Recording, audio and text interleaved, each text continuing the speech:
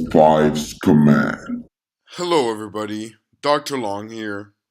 Today we'll be going over an SCP that demonstrates how the Foundation wastes potential resources. Let's get into it and you'll see what I mean. SCP-038 Object Class Safe Special Containment Procedures SCP-038 is to be watered twice a day via overhead mister. Should the mister break for any reason, attendants should water SCP-038 by hand until it has been fixed. Lighting is to be provided by computer-controlled lighting array.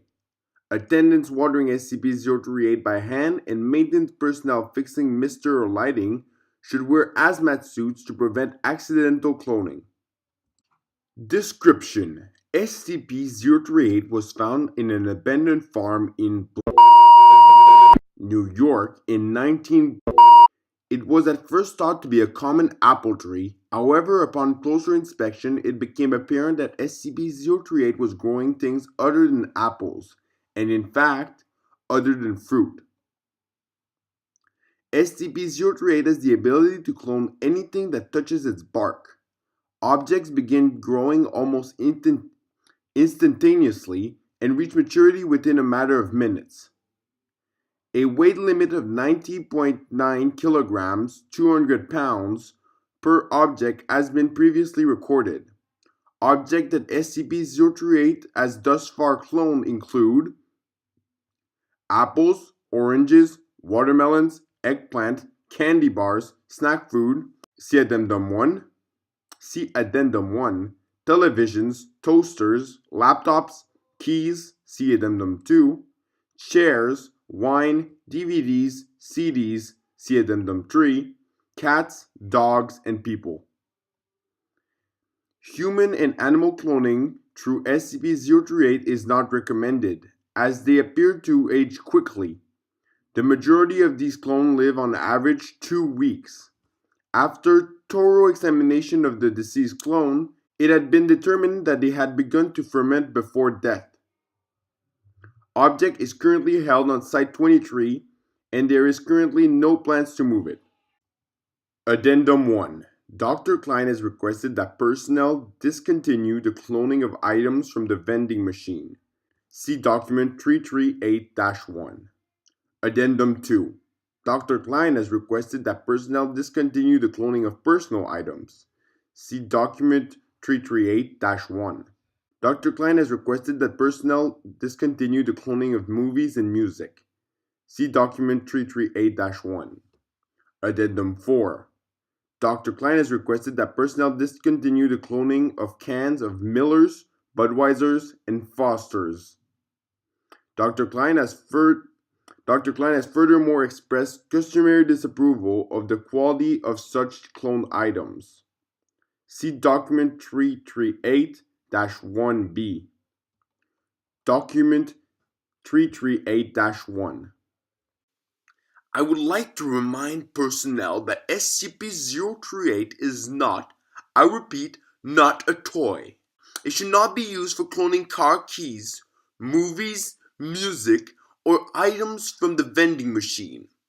If this behavior continues, I will be forced to limit access to SCP-038. Dr. Klein. Document 338-2. It has been noted that SCP-038 is able to clone SCP-500. However, such pills only work 30% of the time, with the chance of successful healing dropping as the time since clone increases. In 60% of the cases where the infection is permanent, symptoms of infection remain, though further infection is neutralized. SCP-038 Partial Testing Log. Select experiments only. For full test record and reports, contact affiliated researchers for authorization. Date: August 8. Intent: confirmation of mass limit. Investigation into consequence of exceeding limits. Summary of test results. 400-pound steel ingot made contact with the outer bark of SCP-038. Chamber vacated as a precaution. Cloned ingredient grew at typical speed, but growth halted abruptly short of completion. Examination of the aborted facsimile revealed a rough texture superficially resembling miniature scale tree bark.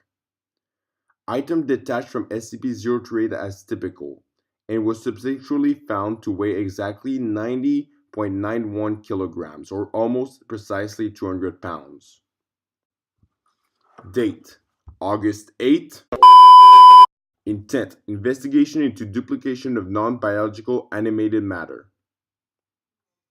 Summary of test results. SCP-173 deemed a suitable test subject because of its lack of verifiable life processes. Introduced into containment chamber by D-Class personnel. Contact made with the outer bark of SCP-038, and SCP-173 returned immediately to containment. SCP-173 facsimile began development at typical speed, beginning at the point of contact. As consistent with previous result, growth halted at 200 pounds threshold.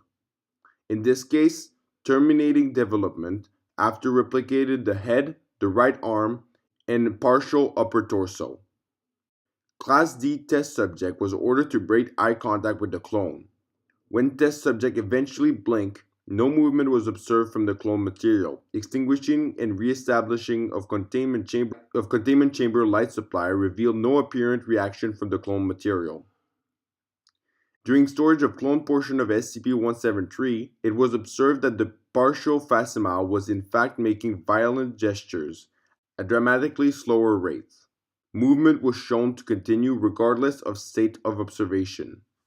End of audio log. Yeah, this is the same problem that they have with SCP-037.